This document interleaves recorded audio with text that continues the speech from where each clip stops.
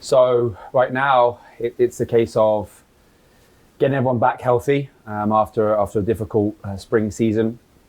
And honestly, for us, it's day to day and making sure that we are setting the standards that we need to compete in this tough conference. So we're not really kind of setting major expectations and goals in terms of win statistics or statistics in general.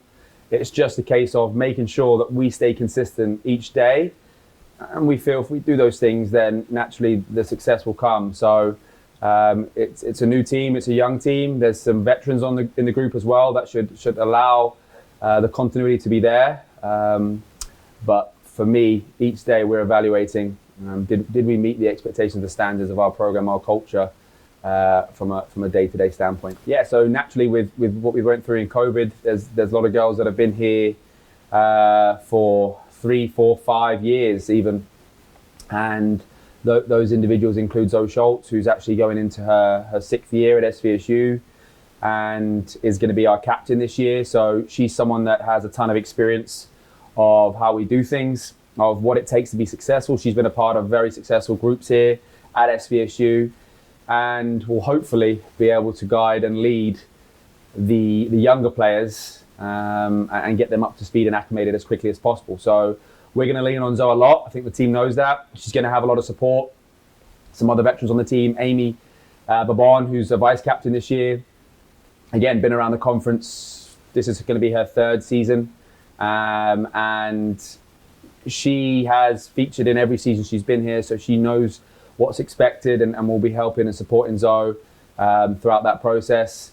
And again, we're going to be leaning on each other throughout this time. We think we have 10 new faces out of a 27 girl roster. You're looking at over a third of new faces. So the veterans, the leaders specifically, need to step up quickly and help guide these younger players and get them up to speed with how we do things here at SVSU.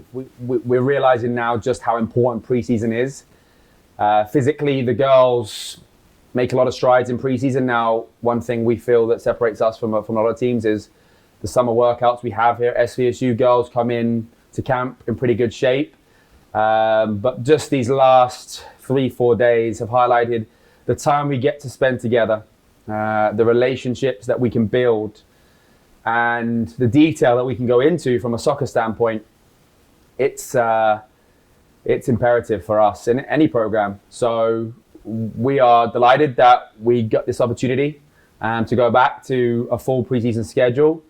We are currently maximizing all the productivity we can get from it and continue to do so over the next 10 days. And yeah, we look forward to these 2 weeks preparing us for a successful season ahead.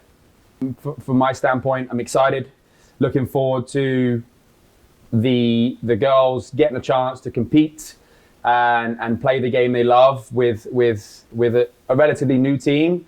We had to change a few things, some new faces, some new ideas that were needed for this program and to make sure we get back on track. So right now, it's just a lot of excitement, a lot of work to be done, but we know we're in a much better place than when we left in May, and we look forward to seeing the families, the alumni, the fans of SVSU women's soccer out there in Braddock Field cheering us on.